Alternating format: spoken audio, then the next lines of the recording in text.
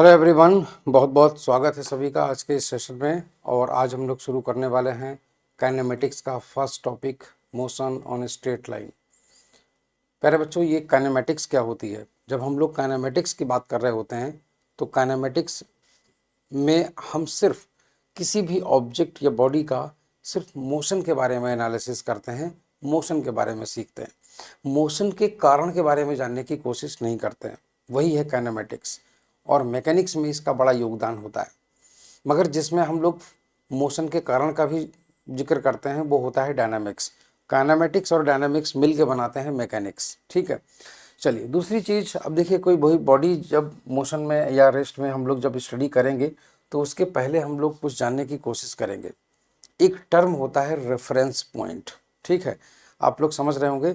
जब हम लोग कभी भी जैसे नंबर लाइन वगैरह हम लोगों ने पढ़ा था, तो नंबर लाइन जब हम लोगों ने 6 क्लास में पढ़ा था तो उसमें एक स्केल नंबर लाइन पर एक पॉइंट था 0। तो 0 पॉइंट को हम लोग जनरली अपने डेली लाइफ में भी एक रेफरेंस पॉइंट बना के चलते हैं।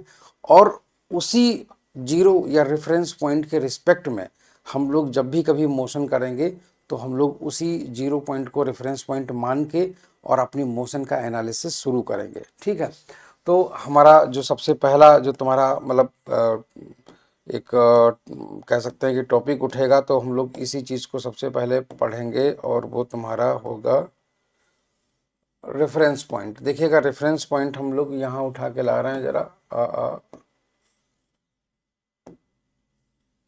हाँ, रेफरेंस पॉइंट, रेफरेंस पॉइंट। चलिए देखिएगा जरा।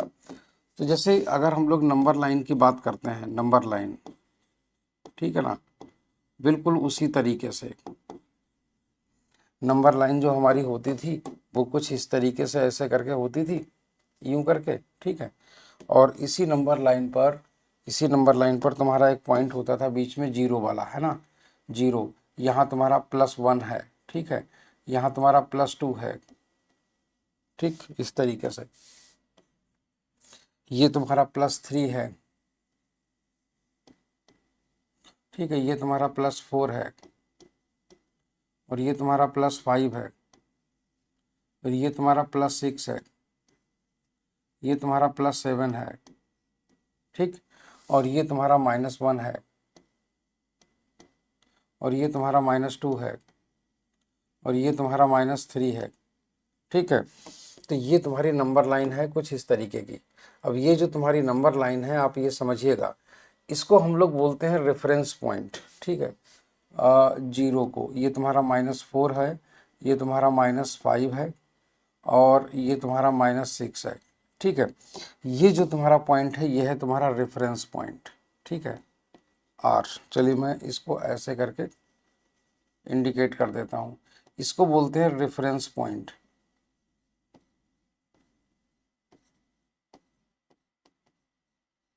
समझिए, जैसे अगर किसी ने, ये किसी के घर के सामने से सड़क गई है और इन पे, इन नंबर्स पर कोई पोल लगा हुआ है और उस पोल पर नंबर लिखा हुआ है +1 +2 +3 +4, और इधर वाले नंबर, इधर वाले पोल्स पर लिखा हुआ है -1 -2 -3, इस तरीके से लिखा हुआ है। ठीक है, तब आप इन पे क्या समझेंगे? तब आप इनको ये समझेंगे कि ये जो है ना, ये जो नंबर लिखे हुए हैं ये सब तुम्हारे क्या हैं, ये सब तुम्हारे जो है ना, ये मतलब डिस्टेंसेस हैं या जो भी है मार्किंग्स हैं। तो ये जो पॉइंट होगा ये रेफरेंस है। हमेशा मान के चलते हैं रेफरेंस पॉइंट पे कोई चलना शुरू करता है, यहाँ पर उसका घर है। अगर वो अपने घर के इस तरफ जाएगा, ठीक है, तो हम कहेंगे कि वो पॉजिटिव पोजीशन की तरफ जा रहा है, अपनी पोजीशन चेंज कर रहा है। उसकी अभी पोजीशन जो है ना वो रेफरेंस पॉइंट पर है, वो रेफरेंस पॉइंट पर है भाई। मगर थोड़ी देर के बाद में मान लेते हैं कि कोई लड़का जो है ना वो तुम्हारा यहाँ पर पहुँच गया, सपोज दैट। ठीक है, वो लड़का, हमने कह दिया कि वो लड़का तुम्हारा यहाँ पर पहुँच गया ऐसे करके। अब इसकी पोजीशन क्या है? अब इसकी पोजीशन है +5। ठीक है ना, इसकी पोजीशन मान लेते हैं, अभी ये तुम्हारी इसकी पोजीशन जो है ना वो +5 है। इस तरीके से, इस तरीके से इसकी पोजीशन इसके टाइम के साथ में चेंज हो रही है। तो अभी ये तुम्हारे ए पोजीशन पे है। थोड़ी देर के बाद में मान लेते हैं कि जैसे ये अपनी पोजीशन चेंज करके यहाँ पर आ गया, तो हम लोग बोलेंगे कि ये अब तुम्हारा बी पर है, तो बी पर है, इसकी एग्जैक्ट पोजीशन क्या है, हम लोग बोलेंगे +2 पर है। उसके बाद में मान लेते हैं सपोज दैट ये यहाँ पर आ गया -5 पर, तो ये -5 पर आ गया तुम्हारा। अब इसकी पोजीशन क्या है तुम्हारी, अब इसकी पोजीशन है -5। तो ये जो हम पोजीशन बताते चले आ रहे हैं, ये इस रेफरेंस पॉइंट के रिस्पेक्ट में बताते चले आ रहे हैं, ठीक है। ये तुम्हारा रेफरेंस पॉइंट जो होता है, यह सबसे एक इम्पॉर्टेंट पॉइंट होता है ये, ठीक है। यही रेफरेंस पॉइंट सबसे इम्पॉर्टेंट होता है, इसको ध्यान रखना चाहिए। तो नंबर लाइन की तरीके से हम लोग इन चीज़ों को समझते हैं कि ये तुम्हारा रेफरेंस पॉइंट है, ठीक है। और ये इसकी पोजीशन ए है, पोजीशन बी, पोजीशन सी, और पोजीशन सी की जो वैल्यू है वो है -5, पोजीशन बी है +2, पोजीशन ए है तुम्हारा +5, ठीक है। अच्छा, टाइम के साथ में अगर कोई अपनी पोजीशन चेंज कर रहा है तो हम लोग बोलेंगे कि वो बॉडी तुम्हारी मोशन में है, ठीक है। और ये तुम्हारा रेफरेंस पॉइंट है। चलिए अब हम लोग आगे की तरफ बढ़ें। सबसे पहली चीज़ कि हम लोग जब बात करते हैं रेस्ट या मोशन में, ठीक है। अच्छा, इसमें एक और चीज़ देख लीजिएगा, मैं आपको बता दूं, ये वाली जैसे तुम्हारी पोजीशन है इधर वाली, तो तुम्हारी ये पॉजिटिव पोजीशन हो गई, पॉजिटिव, ठीक है। इधर वाली तुम्हारी पॉजिटिव पोजीशन हो गई इस तरीके से, ऐसे करके। और इधर वाली जो पोजीशन है वो है तुम्हारी नेगेटिव पोजीशन, ऐसे करके, ठीक है। हाँ, इधर वाली तुम्हारी जो पोजीशन है वो है तुम्हारी नेगेटिव, तो ये है तुम्हारी नेगेटिव पोजीशन। और इधर वाली जो है ना वो है तुम्हारी positive position.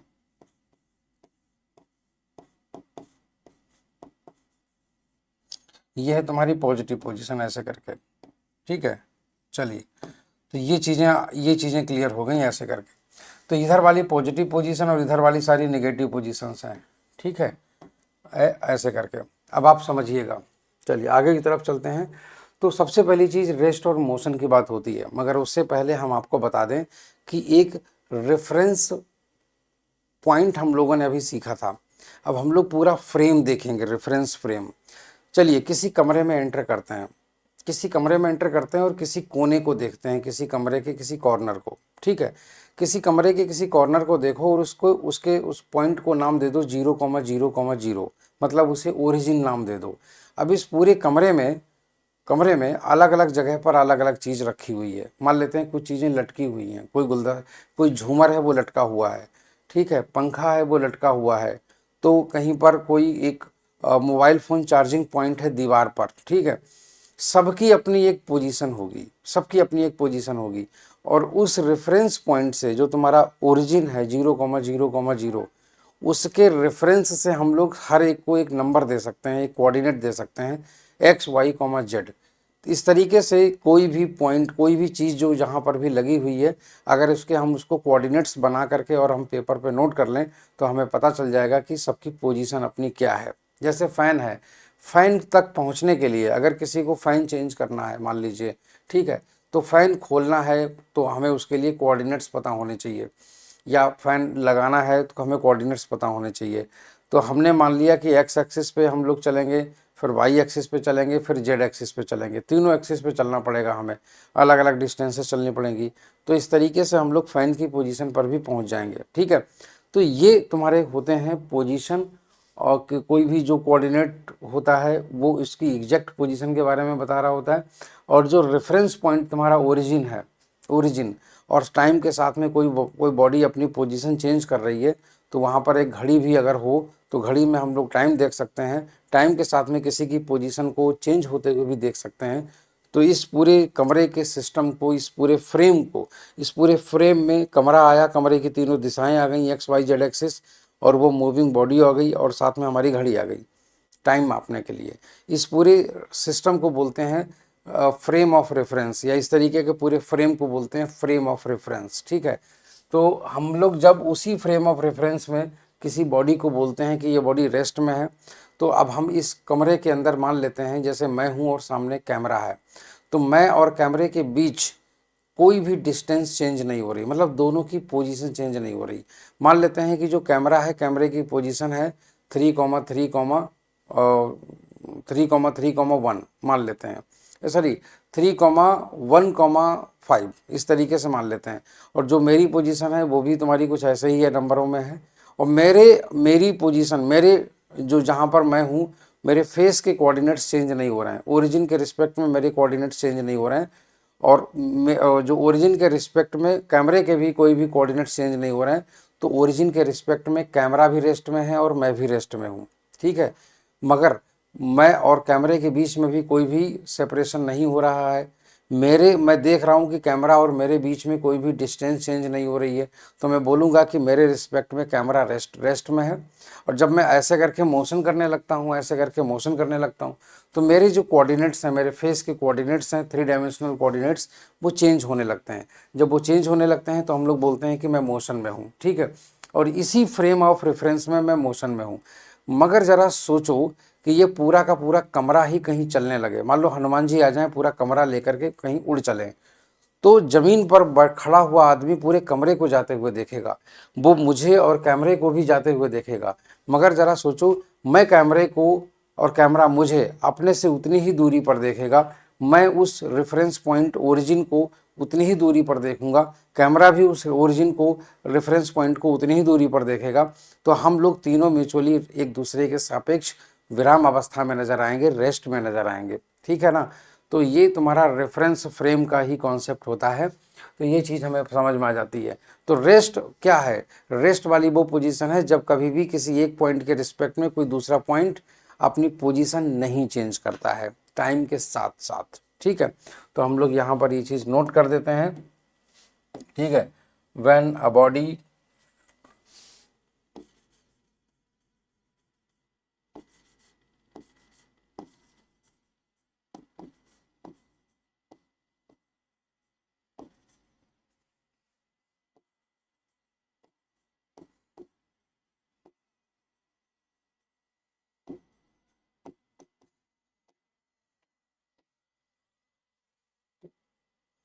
when an object does not change its position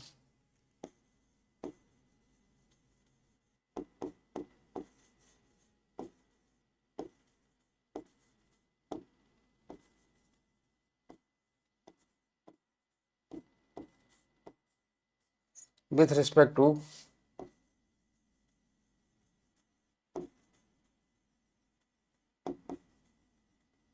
surrounding objects, with respect to surrounding objects,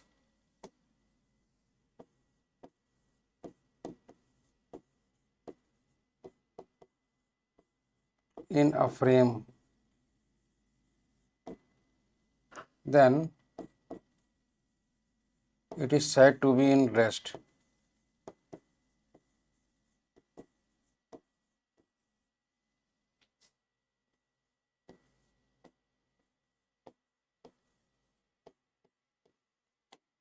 ठीक है ना। तो आपको रेस्ट होने की ये कंडीशन आपको पता चल गई कि कोई बॉडी कब रेस्ट में होगी और कोई बॉडी कब तुम्हारी मोशन में होगी, ठीक है। दूसरी चीज़ आते हैं जरा कि हम लोग कभी भी पॉइंट ऑब्जेक्ट के बारे में क्यों पढ़ते हैं। देखो, हम लोग काइनेमेटिक्स में किसी भी मूविंग बॉडी के बारे में चर्चा करेंगे, बात करेंगे, वो हमेशा एक पॉइंट ऑब्जेक्ट होगा। पॉइंट ऑब्जेक्ट मतलब बहुत ही छोटा पॉइंट के रूप में, ठीक है ना। तो ये इस तरीके का एक इमेजिनरी ऑब्जेक्ट होता है जो कि इतने साइज का कभी कोई ऑब्जेक्ट एक्चुअली में होता नहीं है, मगर हम लोग उसको मानते हैं, ठीक है। हम लोग उसको मानते हैं, ऐसा इसलिए मानते हैं सो दैट कि हमारे कैलकुलेशंस ईजी हो सके, ठीक है। पता चला कि हमने कोई ऑब्जेक्ट इतना बड़ा मान लिया कि जो कि चला हुआ रास्ता ही उससे बहुत छोटा हुआ, तो फिर ऐसे में सही से एनालिसिस नहीं हो पाएगा, ठीक है। चलिए, तो ये तुम्हारा पॉइंट हो गया। अब हम लोग चलते हैं आगे की दिशा में। Position displacement and path length. अब ये क्या होती है पोजीशन डिस्प्लेसमेंट? पोजीशन के बारे में मैंने आपको बता दिया कि किसी भी पॉइंट को लोकेट करने के लिए किसी भी रेफरेंस फ्रेम में जो कोऑर्डिनेट्स होते हैं उस लोकेशन के, उसी को उस ऑब्जेक्ट का पोजीशन हम लोग बोलते हैं, ठीक है। और पोजीशन जैसे कि फॉर एग्जांपल मान लेते हैं तुम्हारा ये एक्स वाई प्लेन है, ये एक्स वाई प्लेन है, यहाँ पर तुम्हारा कोई एक ए पोजीशन है, ए, ठीक है, ए पोजीशन है, और यहाँ से इस तरीके से ऐसे ऐसे करके कोई यहाँ पर आ गया, मान लेते हैं बी पर आ गया, ठीक है। इस तरीके से ये बी पर आ गया, ऐसे करके ये यूं, और ये इस तरीके से ऐसे करके आ गया बी पर। तो यहाँ पर ए से लेकर के बी तक, ए से लेकर के बी तक ही आ गए, चलो ठीक है आ गए। तो यहाँ पर इसने क्या किया, अपनी पोजीशन चेंज करी है। जब इसने पोजीशन चेंज करी तो इसकी एक्चुअल पाथ लेंथ तुम्हारी ये है, ठीक है ना। हाँ, तो ये तुम्हारी इसकी एक्चुअल पाथ लेंथ होगी, इसको बोलते हैं एक्चुअल पाथ लेंथ, ठीक है ना। हाँ, एक्चुअल पाथ लेंथ, ठीक है। एक्चुअल पाथ लेंथ, अरे एक्चुअल पाथ लेंथ, चलिए ये इसकी एक्चुअल पाथ लेंथ है, ठीक है ना। हाँ, एक्चुअल पाथ लेंथ है। दूसरी चीज, जो ये वाली डिस्टेंस होती है, ये वाली, इसको हम लोग बोलते हैं डिस्प्लेसमेंट, इसको हम लोग बोलते हैं डिस्प्लेसमेंट, DISP डॉट, ठीक है। ये तुम्हारा डिस्प्लेसमेंट कहलाता है। डिस्प्लेसमेंट क्या होता है, शॉर्टेस्ट पाथ लेंथ होती है बिटवीन टू पॉइंट्स, किन्हीं भी दो पॉइंट्स के बीच की सबसे छोटी जो डिस्टेंस होती है उसको हम लोग यहाँ पर बोलते हैं। तो actual path length, the length of the path. हाँ, तो यहाँ पर मैं लिख देता हूँ, to locate any object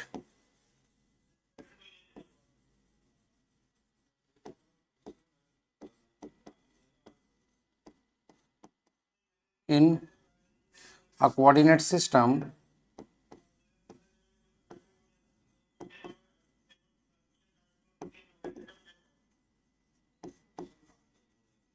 in a coordinate system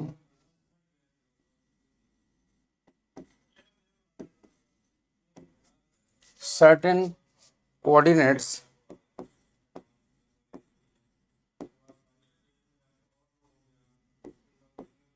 of that location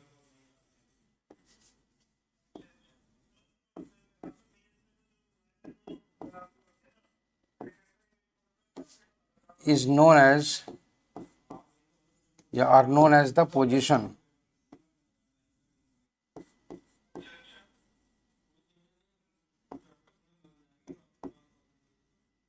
or known as the position of the object,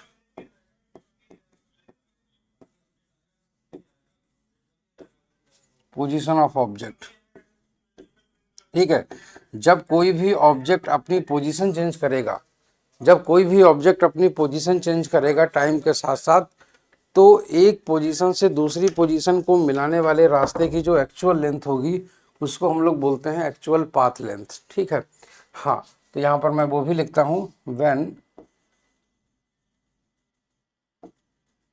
an object changes its position,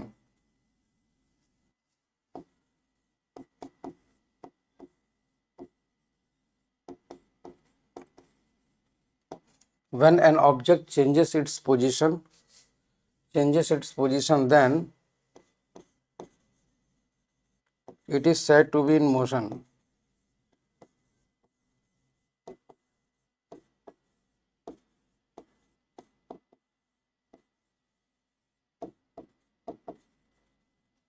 Actual length of path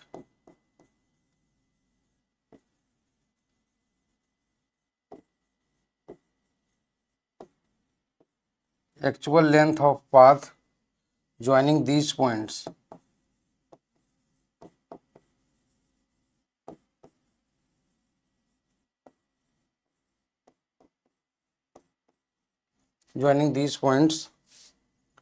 are is known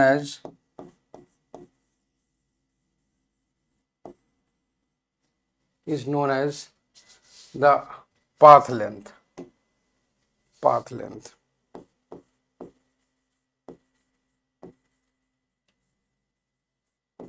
और इसी को हम लोग बोलते हैं क्या, distance, इसी को बोलते हैं distance.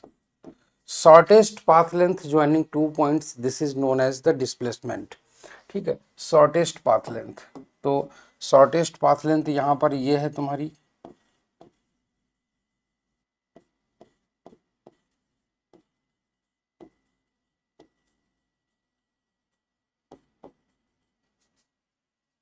joining two points,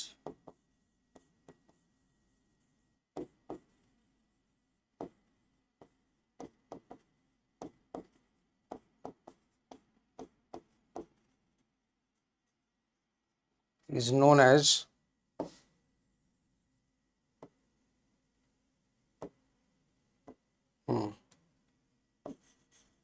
displacement.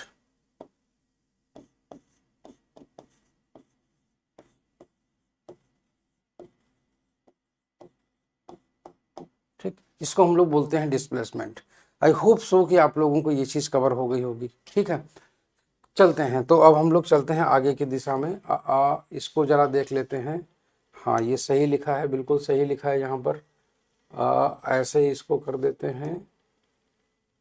हाँ, चलिए, शॉर्टेस्ट पाथ लेंथ मैंने आपको फोटो में भी दिखा दी है ना। तो अब आपको सारी चीज़ें क्लियर हो गई होंगी। चलिए, तो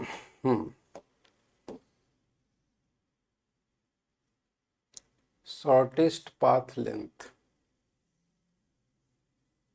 शॉर्टेस्ट पाथ लेंथ। चलिए, अब आते हैं जरा आगे की दिशा में और देखते हैं जरा आगे क्या है। आगे है तुम्हारा पोजीशन और reference frame.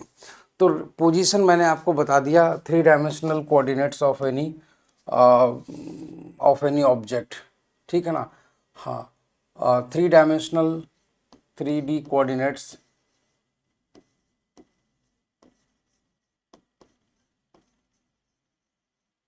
Of an object of the location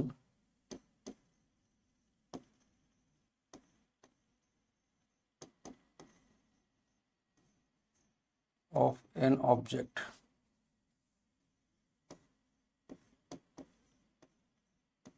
ठीक है। तो क्या होगा, 3 dimensional coordinates of the location of an object, this is known as the position, this is known as the position of any object. Okay, frame of reference, frame of reference means the 3 dimensional coordinate system, जो अभी मैंने आपको बताया जैसे room है। ठीक है ना। हाँ, 3 डायमेंशनल कोऑर्डिनेट सिस्टम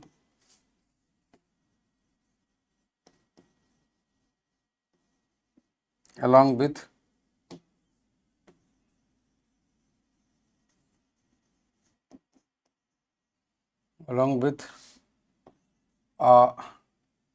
वॉच।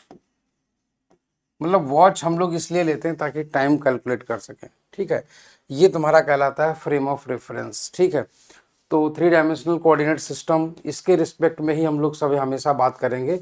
और देखिए, इसका कोई बार बार कोई डेफिनेशन टाइप की आपसे पूछी नहीं जाती एग्जाम में। ठीक है, बस खाली ये हमारे दिमाग में ये चीज़ें बसी होनी चाहिए। अब हम लोग आते हैं ज़रा डिस्टेंस एंड डिस्प्लेसमेंट। अब देखिए, डिस्टेंस एंड डिस्प्लेसमेंट क्या होता है। अब सबसे महत्वपूर्ण बिंदु पर हम लोग अब पहुँचे हैं। तो जैसे कि अगर मान लेते हैं तुम्हारा कि अगर ये तुम्हारा कोई एक ए पॉइंट है। ठीक है, ये तुम्हारा एक ए पॉइंट है और ये है तुम्हारा, मान लेते हैं कोई बी पॉइंट है। ठीक है, ये तुम्हारा बी है। और मान लेते हैं कि ए से बी तक जो जाने का रास्ता है वो तुम्हारा कुछ इस तरीके से है, ऐसे करके। ठीक है, ये सरकारी रास्ता है, कोई सड़क इस तरीके की बनी हुई है, ऐसे करके जा रही है।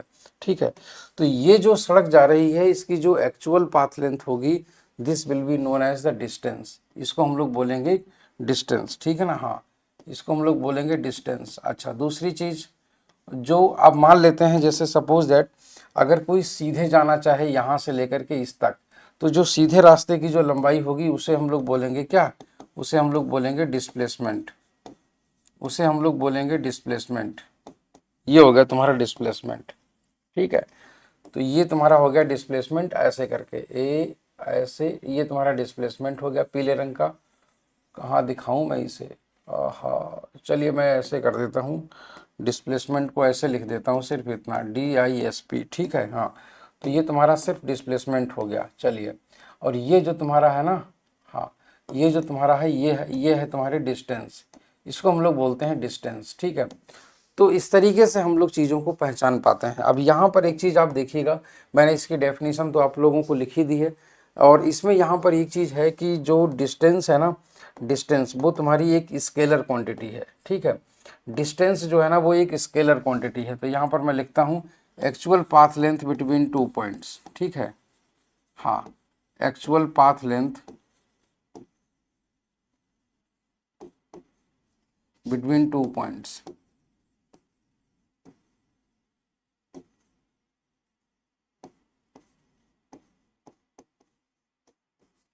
Is known as distance. अच्छा, डिस्टेंस की कोई भी सर्टेन डायरेक्शन नहीं है। डिस्टेंस वाले रास्ते पर अगर आप जाएंगे, टेढ़े मेढ़े रास्ते पर अगर आप जाते हैं, सपोज दैट, है ना, टेढ़े मेढ़े रास्ते पर अगर आप सपोज दैट जाते भी हैं तो आपको कोई फिक्स डायरेक्शन आपको नहीं मिलने वाली, ठीक है। हाँ, तो आप सोचें कि आप किसी फिक्स रास्ते पर चल पाएंगे, तो ऐसा नहीं है, उसकी डायरेक्शन हमेशा चेंज होगी, ठीक है ना। हाँ, तो उसकी डायरेक्शन हमेशा चेंज होगी और वो डायरेक्शन चेंज होती रहेगी। इसीलिए हम लोग बोलते हैं कि जो डिस्टेंस होती है वो तुम्हारी एक स्केलर क्वांटिटी होती है, ठीक है। तो यहाँ पर मैं लिख देता हूँ, distance is a scalar quantity, ठीक है। ओ हो, distance is a scalar quantity, distance is a scalar.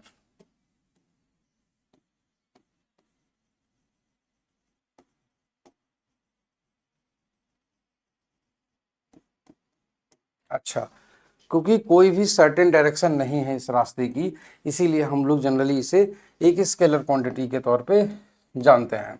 दूसरी चीज डिस्प्लेसमेंट क्या है, this is the shortest path length, ठीक है। तो यहाँ पर हम लोग इसको लिखते हैं shortest path length between 2 points.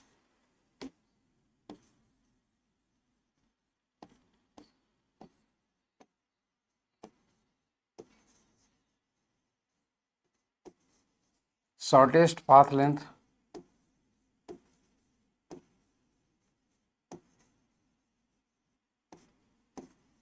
Between 2 points, ठीक। हाँ, दो बिंदुओं के बीच की सबसे छोटी जो दूरी होती है उसे बोलते हैं, ठीक है।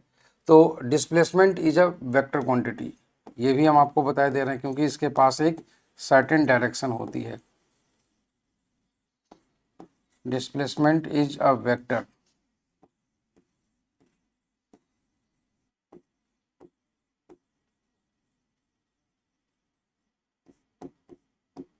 ठीक है ना। हाँ, तो डिस्प्लेसमेंट जो होता है वो तुम्हारा एक वेक्टर क्वांटिटी होती है। क्लियर हुआ। यहाँ पर अगर हम लोग एक चीज़ देखें तो वो तुम्हारा एक चीज़ यहाँ पर हमें पता चलेगी, यहाँ पर जो डिस्टेंस है, डिस्टेंस का जो मैग्नीट्यूड होगा यहाँ पर, उस डिस्टेंस का जो मैग्नीट्यूड है वो तुम्हारा मैग्नीट्यूड ज़्यादा है डिस्प्लेसमेंट के मैग्नीट्यूड से, ठीक है ना। हाँ, वो तुम्हारा डिस्प्लेसमेंट के मैग्नीट्यूड से, अरे डिस्प्लेसमेंट के मैग्नीट्यूड से ज़्यादा है, ठीक। हाँ, डिस्प्लेसमेंट के मैग्नीट्यूड से ज़्यादा है, इस तरीके से, ठीक है। ये चीज़ आप समझिए, ठीक। तो डिस्प्लेसमेंट के मैग्नीट्यूड से यहाँ पर इसका जो है ना ये ज़्यादा है वैल्यू, ये ऐसे करके। चलिए, ये चीज़ अब आप एक चीज़ और ध्यान रखिएगा, ठीक है। ये तुम्हारी पहली इक्वेशन हो गई। डिस्प्लेसमेंट का मैग्नीट्यूड डिस्टेंस के मैग्नीट्यूड के इक्वल भी हो सकता है। कब हो सकता है, जब तुम्हारी कोई भी जो बॉडी हो ना, कोई भी बॉडी हो वो स्ट्रेट लाइन पर चल रही हो, स्ट्रेट लाइन पर, ठीक है। जैसे कि मैंने बोला कि कोई बॉडी तुम्हारी यहाँ से, कोई बॉडी यहाँ से ऐसे करके जा रही हो, ऐसे करके, ठीक है, यहाँ से यहाँ जा रही हो इस तरीके से। तो ऐसे केस में क्या होगा, यहाँ से लेकर के, हाँ, यहाँ से ऐसे करके और ये यहाँ पर ऐसे करके जा रही हो, ये यूं करके। तो ऐसे में डिस्टेंस और तुम्हारा डिस्प्लेसमेंट, ठीक है। हाँ, डिस्टेंस और तुम्हारा डिस्प्लेसमेंट तुम्हारे दोनों बराबर होंगे ऐसे करके, ठीक। तो ऐसे में हम लोग यहाँ पर लिखेंगे कि डिस्टेंस और डिस्प्लेसमेंट तुम्हारे दोनों बराबर होते हैं, ठीक है ना। हाँ, डिस्टेंस और डिस्प्लेसमेंट दोनों का मैग्नीट्यूड तुम्हारा लगभग बराबर होता है, ऐसे करके, ठीक। ये इस तरीके से। तो यहाँ पर हमारे पास में एक इक्वलिटी बन जाती है आकर के। अगर फर्स्ट और सेकंड से अगर हम इक्वलिटी को देखें तो इक्वलिटी हमारे पास ये बन जाती है ऐसे करके, ठीक है। हाँ, ये इक्वलिटी ऐसे करके बन जाती है, ये यूं करके, ठीक है। हाँ, तो यहाँ से ये जो रिलेशन निकल करके आता है, ये रिलेशन ज़्यादा सही माना जाता है, ज़्यादा एक्यूरेट माना जाता है कि डिस्टेंस और डिस्प्लेसमेंट के बीच का रिलेशन ये होता है तुम्हारा, ठीक है ना। डिस्टेंस और डिस्प्लेसमेंट के बीच का रिलेशन ये तुम्हारा दिया हुआ है, ठीक है। तो ये दिस इज़ वेरी इंपॉर्टेंट और इसको आप लोग याद कर लेंगे तो ज़्यादा अच्छा रहेगा। कभी भी आप ये नहीं कह सकते कि डिस्टेंस हमेशा डिस्प्लेसमेंट से ज़्यादा ही होता है मैग्नीट्यूड में, ऐसा नहीं है, बराबर भी हो सकता है तब जब कोई भी बॉडी स्ट्रेट लाइन पर चल रही हो, ठीक है ना। चलिए, तो ये चीज़ें हो गई। अब इसके बाद देखिएगा डिस्टेंस की एक सबसे खास बात क्या होती है कि जब हम लोग कभी भी ट्रैवल कर रहे होते हैं, ठीक है।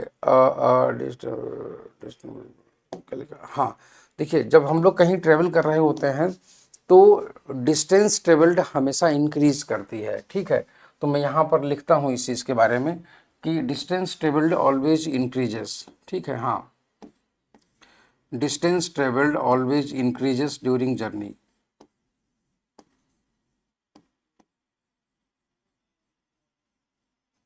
Distance traveled always increases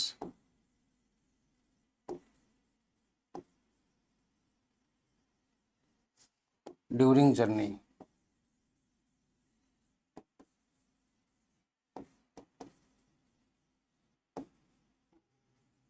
ठीक, कभी भी यात्रा के दौरान चली गई दूरी जो होती है वो हमेशा बढ़ती है, ठीक है। जबकि डिस्प्लेसमेंट तुम्हारा जो होता है वो इंक्रीज भी कर सकता है और डिक्रीज भी कर सकता है, ठीक है ना। तो यहाँ पर मैं वो भी लिखे दे रहा हूँ, while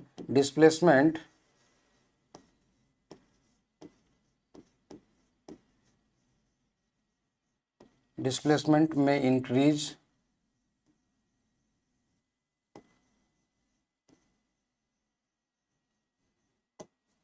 comma decrease become zero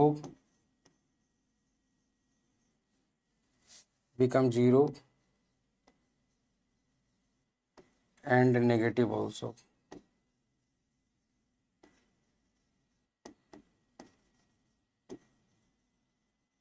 ठीक, हाँ, तो ये खास बात होती है इसकी, ठीक है ना, डिस्टेंस और डिस्प्लेसमेंट की। दूसरी चीज, दो पॉइंट्स के बीच की डिस्टेंस वेरी भी कर सकती है, इसलिए कि उनके बीच का जो रास्ता है वो तुम्हारा क्या है, ठीक है। तो यहाँ पर मैं इस तरीके से देखिएगा, जैसे मान लेते हैं ये तुम्हारा एक पॉइंट है ए और ये पॉइंट है तुम्हारा बी, ठीक है। इन दोनों के बीच में जो रास्ता है वो तुम्हारा बदल भी सकता है, ठीक है। जब रास्ता अगर बदल जाएगा तो ऑब्वियस सी बात है कि डिस्टेंस भी बदल जाएगी इस तरीके से, ठीक है ना। मगर जो तुम्हारा डिस्प्लेसमेंट होगा, डिस्प्लेसमेंट एक से दूसरे पॉइंट के बीच में हमेशा सेम होगा, ठीक है ना। तो यहाँ पर हम वो भी लिखे दे सकते हैं, distance between two points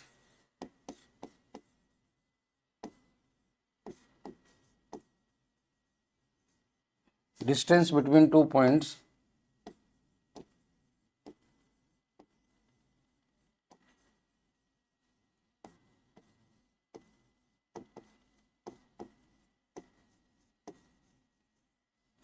may vary depending upon the path।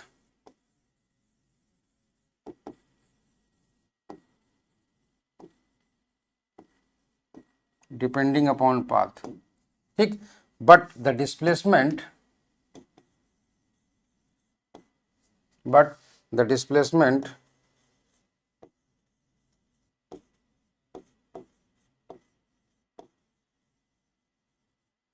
between 2 points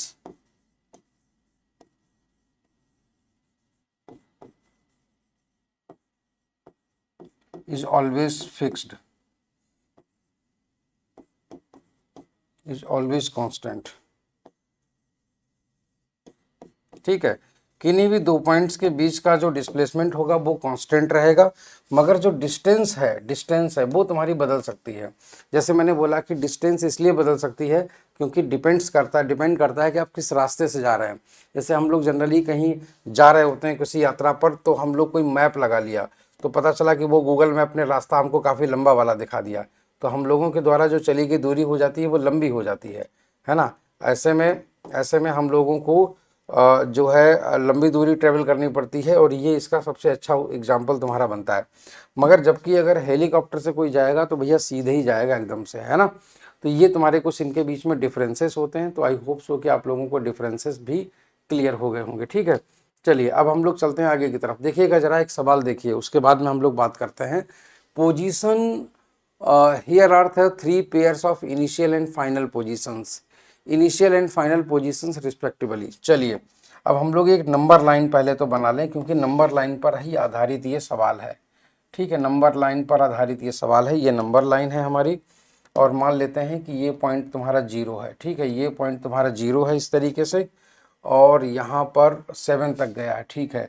1 1 और ये तुम्हारा 2, और ये तुम्हारा 3, और ये तुम्हारा 4, ठीक है ना, और ये तुम्हारा 5, और ये तुम्हारा 6, और ये तुम्हारा 7, ठीक है।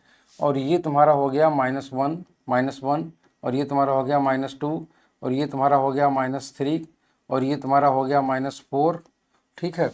और ये तुम्हारा हो गया -5, -5, और ये तुम्हारा हो गया -6, और ये तुम्हारा हो गया -7, ठीक है। ये तुम्हारा नंबर लाइन है। अब आप समझना, कह रहा है कि ये पहले वाले में देखिएगा ए पार्ट में, तो ए पार्ट में अगर हम लोग देखें जरा ए वाला, तो पहला कह रहा है इनिशियल पोजीशन तुम्हारी है -3, ठीक है, -3 है, और तुम्हारा फाइनल पोजीशन है +5। तो इसका ये मतलब हो गया कि उसने यहाँ से यहाँ तक चलना शुरू किया, मतलब -3 से चलना शुरू किया +5 तक, ये यहाँ तक आया है ऐसे करके, ठीक है। ये इस तरीके से -3 से +5 तक, और ये -3 से +5 तुम्हारा यहाँ पर है, ठीक। ये इस तरीके से इसने चलना शुरू किया। अब आप देखिएगा, ये वाला तुम्हारा पॉइंट है -3, ठीक है, और ये वाला है तुम्हारा +5। तो हम लोग जब कभी भी इनके बीच का डिस्प्लेसमेंट अगर हम लोग निकालेंगे, डिस्प्लेसमेंट, तो x बराबर हम लोग निकालेंगे डिस्प्लेसमेंट x, देखिएगा, तो डिस्प्लेसमेंट x बराबर हम लोग लिखेंगे, x बराबर लिखेंगे final position minus initial position, ठीक है ना। हाँ, तो final position minus initial position, ठीक है, ये होता है तुम्हारा डिस्प्लेसमेंट।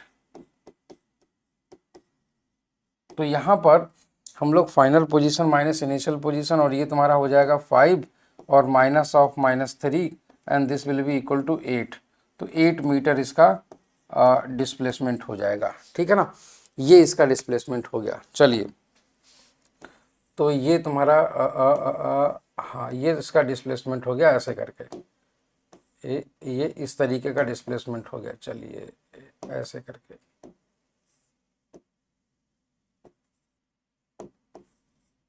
हाँ, ये हो गया। अब आप देखते हैं जरा अगला वाला बी वाला। तो बी पार्ट हम लोग कैसे देखेंगे, अरे चलिए, ए वाला जो है ना वो तुम्हारा यहाँ पर ऐसे करके सॉल्व कर दिया हमने। चलिए, ये तुम्हारा ए हो गया। अब हम लोग आते हैं जरा, कह रहा है -3 से -7 तक गया है, तो -3 से -7 तक गया है, तो ये तुम्हारा -3 से -7 तक यहाँ तक आया है, तो ये तुम्हारा बी वाला हो गया, ठीक है ना, बी। तो -3 से लेकर के और -7 तक आया है ऐसे करके, ठीक है ना। तो ये तुम्हारा बी पार्ट है। तो फाइनल पोजीशन इसकी क्या हो गई, डिस्प्लेसमेंट इसका हो गया तुम्हारा x, तो x will be equal to -7 final position हो गई, ठीक है ना, -3 ये हो गई तुम्हारी इनिशियल पोजीशन, -7 प्लस का 3, तो ये तुम्हारा हो गया x इज इक्वल टू -4। इसका मतलब -4 मीटर इसका डिस्प्लेसमेंट हो गया, -4 मीटर इसका डिस्प्लेसमेंट हो गया, ठीक है ना। उसके बाद में हम लोग आते हैं 7 मीटर से -3 तक जाता है, ये 7 मीटर से -3 तक जाता है। तो देखिएगा, 7 से -3 का मतलब ये इतना लंबा एरो, तो ये तुम्हारा सी पार्ट है, ठीक है, सी पार्ट। तो तुम्हारा +7 से और -3 तक आया है, तो यहाँ से x बराबर हम लोग अगर निकालेंगे तो लिखाएंगे -3 -7, दिस इज इक्वल टू -10। इसका मतलब उसने -10 मीटर का डिस्प्लेसमेंट ट्रेवल किया है, ये हो जाएगा तुम्हारा डिस्प्लेसमेंट, ठीक है। इस तरीके से हम लोग इन चीज़ों को कैलकुलेट करते हैं, ठीक है। चलिए, आगे की तरफ हम लोग बढ़ते हैं, ज़रा देखिएगा। अब मान लेते हैं पोजीशन टाइम ग्राफ की बात कर रहा है। पोजीशन टाइम ग्राफ देखिए कि जैसे मैंने बोला कि कोई भी बॉडी जब अपना टाइम के साथ में पोजीशन चेंज कर रही होती है तो हम लोग बोल रहे होते हैं कि वो मोशन में है। अब उसका अगर हम लोग ग्राफ बनाएं तो ज़रा देखेंगे कि ग्राफ कैसे चेंज होता है। तो सपोज दैट मान लेते हैं करा कि ऑब्जेक्ट स्टेशनरी है, अगर ऑब्जेक्ट रुका हुआ है तो इसका मतलब है कि उसकी पोजीशन अगर सेम है, जैसे मान लेते हैं सपोज दैट अभी ऐसे करके ये हमने पोजीशन टाइम ग्राफ इसका बनाना शुरू किया है। जैसे सपोज दैट मान लेते हैं कि ये तुम्हारी कोई भी सड़क है, ठीक है, ये ऐसे करके सड़क है। अब सड़क पर यहाँ पर तुम्हारी कार खड़ी हुई है ऐसे करके, ठीक है, हाँ, सड़क पर तुम्हारी कार खड़ी हुई है ऐसे करके ये, और यहाँ पर मान लेते हैं x बराबर तुम्हारा 25 लिखा हुआ था, 25 मीटर, ठीक है, और ये तुम्हारा लिखा हुआ था x is equal to 0 meter, ठीक है, x इक्वल टू 0 मीटर।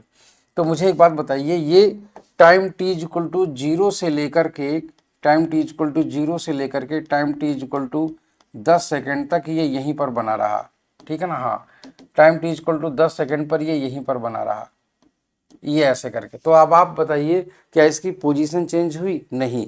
मतलब ये हो गया कि ये टाइम के साथ में अपनी पोजीशन नहीं चेंज कर रहा है, इसका मतलब ये हो गया। तो इसका मतलब पोजीशन तुम्हारा x इसकी पोजीशन है और ये t इसका टाइम है। तो यहाँ पर अगर हम लोग देखें तो इसकी पोजीशन बिल्कुल ऐसे कांस्टेंट बनी रहेगी इस तरीके से, और ये वाला जो हम लोग यहाँ पर लिखेंगे वो तुम्हारा कितना होगा? 25। तो यहाँ पर क्योंकि कार तुम्हारी 25 मीटर पे खड़ी रही, ठीक है ना, उसने अपने टाइम के साथ में कोई भी डिस्टेंस या कोई भी पोजीशन चेंज नहीं करी, तो इसको हम लोग बोलते हैं कि ये तुम्हारी रेस्ट में है। तो जब बॉडी तुम्हारी रेस्ट में होती है, स्टेशनरी होती है, तो पोजीशन टाइम का जो ग्राफ होता है वो तुम्हारा कैसा बनता है? वो तुम्हारा बनता है बिल्कुल हॉरिजॉन्टल लाइन, ठीक है ना। हाँ, तो पोजीशन टाइम का जो ग्राफ होता है वो तुम्हारा इस तरीके का बनता है, ठीक है, ऐसे करके। तो ये तुम्हारा पोजीशन हो गया और ये तुम्हारा टाइम हो गया, है ना, ये तुम्हारा टाइम हो गया ऐसे करके। चलिए, ये यूं करके अब आगे की तरफ आते हैं। देखिएगा, कह रहा if the object is in uniform motion equal distances in equal time intervals में। तो जब कोई भी यूनिफॉर्म मोशन में है, यूनिफॉर्म मोशन का मतलब एक समान चाल से गति कर रहा है, तब उसकी मोशन किस तरीके से होगी जरा देखिएगा। ये मान लेते हैं तुम्हारा ऐसे करके, ये ऐसे करके तुम्हारा पोजीशन, हाँ, ये तुम्हारी पोजीशन हो गई इस तरीके से, और ये तुम्हारा टाइम हो गया, ठीक है। हाँ, ये तुम्हारी पोजीशन हो गई और ये तुम्हारा टाइम हो गया, ठीक है, ये पोजीशन और ये तुम्हारा टाइम है। तो इक्वल टाइम इंटरवल्स में, जब ये इक्वल टाइम इंटरवल्स में इक्वल डिस्टेंस चलेगा तो इसका ग्राफ ऐसे बनता है, ठीक है, स्ट्रेट लाइन बनता है। इसका मतलब हो जाता है यूनिफॉर्म स्पीड, ठीक है, यूनिफॉर्म मोशन। तो ये तुम्हारा एक कांस्टेंट स्पीड के बारे में दिखा रहा होता है, यूनिफॉर्म मोशन, यूनिफॉर्म मोशन। तो ये यूनिफॉर्म मोशन दिखा रहा होता है। इसकी एक खास बात होती है, ये टाइम वाली एक्सिस से सेम डिग्री का एंगल बना के रखता है, मतलब स्ट्रेट लाइन बनता है पासिंग थ्रू ओरिजिन, इस तरीके से, ठीक है ना। चलिए, अब जैसे मान लेते हैं फॉर एग्जांपल, अगर हम आपसे ये कहें कि कैसे, ऐसा कैसे है, तो मान लेते हैं कि जैसे यहाँ पर हमने एक टाइम इंटरवल लिया, टाइम इंटरवल मैंने लिया, यहाँ से इतना टाइम इंटरवल मैंने लिया 10 सेकंड का, इतना ही 10 सेकंड का मैंने यहाँ पर भी ले लिया, ठीक है। मान लेते हैं ये तुम्हारा t बराबर तुम्हारा 0 0 है, तो ये तुम्हारा t बराबर तुम्हारा 10 10 हो गया, ये तुम्हारा t बराबर तुम्हारा 20 हो गया, ठीक है। तो उस केस में अगर हम लोग देखें तो यहाँ पर जो तुम्हारी डिस्टेंस कवर होगी इतने पे, वो तुम्हारी 20 होगी, ऐसे करके इसको थोड़ा सा यहाँ उठा दिया। चलिए, अब आप जरा ध्यान से देखेंगे तो यहाँ से यहाँ तक की जो डिस्टेंस हाइट होगी वो, और वो तुम्हारी जो यहाँ से यहाँ तक की होगी, वो तुम्हारी बिल्कुल आधी आधी बिल्कुल सेम होगी, ठीक है। हाँ, तो ऐसे करके आप एक चीज़ देख सकते हैं कि यहाँ से यहाँ तक की जो डिस्टेंस है और जो यहाँ से यहाँ तक की जो डिस्टेंस है वो तुम्हारी बिल्कुल सेम है इस तरीके से, ठीक है ना। हाँ, ये ऐसे करके। तो मान लेते हैं जरा, जैसे ये तुम्हारा 100 मीटर हो गया, सपोज दैट 100 मीटर, ठीक, 100 मीटर की डिस्टेंस चली इसने, 100 मीटर, ठीक है। तो यहाँ पर भी इसने 100 ही मीटर चला है, 10 उसमें, ठीक है, 100 मीटर। तो 10 सेकंड में यहाँ, 10 सेकंड में यहाँ, तो ये बराबर, इसीलिए ये ऐसा तुम्हारा ग्राफ इसका बनता है, ठीक है। चलिए आगे की तरफ चलते हैं। अब तुमसे कह रहा है if the object is in non uniform motion, तो देखो नॉन यूनिफॉर्म मोशन में ग्राफ कैसा भी बन सकता है, ठीक है। नॉन यूनिफॉर्म मोशन में ग्राफ तुम्हारा कैसे भी बन सकता है, वो टेढ़ा एड़ा मेढ़ा कुछ भी कैसे भी हो सकता है। तो इस तरीके में ऐसा ग्राफ ऐसे भी बन सकता है, ठीक है ना, ऐसे ऐसे भी बन सकता है, ठीक। ये तुम्हारा ग्राफ हो गया, मतलब जनरली तुम टेढ़ा मेढ़ा ग्राफ बना सकते हो इसमें। तो ये चीज़ तुम्हारी हो जाती है, पोजीशन टाइम का ग्राफ कुछ इस तरीके से बनता है, ठीक है, पोजीशन इस तरीके से चेंज होती है। तो आई होप सो कि आप लोगों को ये चीज़ें क्लियर हो रही होंगी। अब देखिए, डिस्टेंस टाइम का ग्राफ, डिस्प्लेसमेंट टाइम का ग्राफ, ये मैं सब आपको बाद में बताऊंगा कि ये चीज़ें कौन सा ग्राफ डिस्टेंस टाइम का ग्राफ पॉसिबल है, कौन सा नहीं पॉसिबल है। ऐसे ही डिस्प्लेसमेंट का कौन सा पॉसिबल है, कौन सा नहीं पॉसिबल है, ये सारी चीज़ें हम लोग बाद में डिस्कस करेंगे अगले वीडियो में, ठीक है। तो ये तुम्हारा पोजीशन टाइम का ग्राफ यहाँ पर ऐसे हो गया। अब इसमें आप लोग देख सकते हैं कि जैसे फॉर एग्जांपल अगर हम आपसे ये कहें कि एक फिक्स टाइम इंटरवल हमने ले लिया, मान लो 10 सेकेंड, मान लो 10 सेकेंड की इतनी लंबी लाइन हमने खींच दी, तो यहाँ पर तुम्हारा 10 सेकेंड हमने लिख दिया, 10 सेकेंड, ठीक है। और ये तुम्हारा 10 सेकेंड हमने यहाँ भी ऐसे करके भी लिख दिया, ये तुम्हारा हो गया 20 सेकेंड, ठीक है। और मान लेते हैं 10 सेकेंड में, अब मान लेते हैं सपोज दैट 10 सेकेंड में हमने देखा कि कितनी दूरी हमने चली, यहाँ से कितनी दूरी हमने यहाँ से ऐसे करके चली, ये तुम्हारी दूरी जो है ना, ये हमने यहाँ से ऐसे करके चली, यूं करके, ठीक है, ऐसे करके। तो अब आप ज़रा ध्यान से देखेंगे, यहाँ से ये वाली जो डिस्टेंस है वो तुम्हारी यहाँ से यहाँ तक की ये हो गई, और ये वाली जो डिस्टेंस हो गई ये वाली तुम्हारी यहाँ से ये हो गई। तब आप लोग एक चीज़ देख पा रहे होंगे कि यहाँ से यहाँ तक की जो दूरी है वो तुम्हारी मान लेते हैं जैसे 100 मीटर है, ठीक है, 100 मीटर मान ली। क्या तुम्हें ये समझ में आ रहा है कि यहाँ से यहाँ तक की जो डिस्टेंस है वो तुम्हारी लगभग लगभग 50 मीटर है, ठीक है, या हम लोग बोलें कि लेस देन 100 है, लेस देन 100 मीटर है ना, लेस देन 100 मीटर हो गई। तो इस तरीके से हमारे पास में ये चीज़ें हमारी क्लियर हो जाती हैं, ठीक है। तो ये वाली जो डिस्टेंस है वो तुम्हारी लेस देन 100 मीटर हो गई, ठीक है। तो ये हैं चीज़ें, लेस देन 100 मीटर, ये जो दूरी है वो 100 मीटर से कम है। अब आप सोचो ज़रा कि यहाँ पर तुम्हारा 10 सेकेंड यहाँ है, 10 सेकेंड यहाँ लगा, मगर इस 10 सेकेंड में 100 मीटर चला, अगले 10 सेकेंड में कितनी दूरी चला है, 100 मीटर से कम चला है। तो ये तुम्हारी मतलब नॉन यूनिफॉर्म मोशन है, ठीक है। नॉन यूनिफॉर्म मोशन की एक खास बात होती है, different distances in equal time intervals, ठीक है, ये नॉन यूनिफॉर्म मोशन होती है। इसके जनरली हम लोग हमारी डेली लाइफ में नॉन यूनिफॉर्म मोशन ही होती है, हम लोग यूनिफॉर्म मोशन में ट्रेवल नहीं करते हैं जनरली। ऐसा तब ट्रेवल करते हैं जब किसी बहुत लंबे एक्सप्रेस वे पर जा रहे हों, गाड़ी को क्रूज कंट्रोल में लगा रखा हो और वो सेम स्पीड से चल रही हो, ठीक है ना। अगला क्वेश्चन देखिएगा, find the displacement of a cyclist who rides from a position 500 meter to a position of 300 meter, ठीक है। कह रहा कि किसी की पोजीशन 500 मीटर थी, सपोज दैट, यहाँ पर भी आप नंबर लाइनें खींचेंगे ऐसे करके, ठीक है, नंबर लाइन आपने ऐसे करके खींच दी, और सपोज दैट मान लेते हैं तुम्हारा ये तुम्हारा 0 पॉइंट है, ठीक है, हाँ, ये तुम्हारा यहाँ पर 0 पॉइंट है इस तरीके से, और यहाँ पर ये है तुम्हारा 100, ठीक है, और ये है तुम्हारा सपोज दैट 200, और ये है सपोज दैट तुम्हारा 300, ठीक है, और ये है तुम्हारा सपोज दैट 400, ठीक है, ये है तुम्हारा 400, और ये है तुम्हारा 500, ये है तुम्हारा 500। तो माइनस, ये तुम्हारा -100 तुम्हारा यहाँ पर हो गया, ये तुम्हारा हो गया -200, ठीक है, ये तुम्हारा हो गया -300, ठीक, और -300 तुम्हारा -500 तुम्हारा यहाँ पर बनेगा, -400 यहाँ पर बनेगा, और ये तुम्हारा बनेगा -500, ठीक, -500। अब आप जरा ध्यान से देखिए, पहला कह रहा है कि 500 मीटर से 300 मीटर की पोजीशन पर आया है।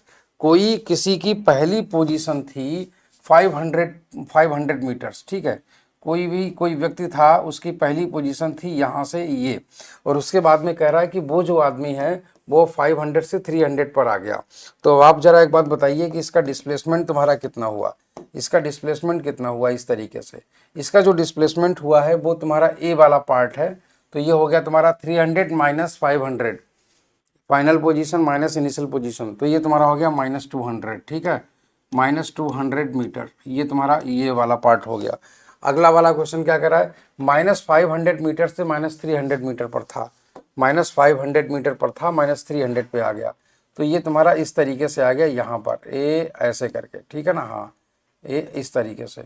अब आप जरा सोचिए कि कोई बालक जो कि इस पोजीशन पर हो, शुरुआत में यहाँ पर हो, और उसके बाद में वो यहाँ पर आ जाए ऐसे करके, ठीक है, तो यहाँ पर इसका जो तुम्हारा डिस्प्लेसमेंट होगा वो तुम्हारा कितना हो जाएगा, -300 + 500, तो ये तुम्हारा हो जाएगा -300 माइनस ऑफ -500, ठीक, तो ये तुम्हारा हो जाएगा 200, तो 200 मीटर इसका डिस्प्लेसमेंट हो गया, ठीक है, ये हो गया तुम्हारा। अगला तुम्हारा क्या कह रहा है, अगला तुम्हारा कह रहा है कि find the distance travelled by the cyclist in each case.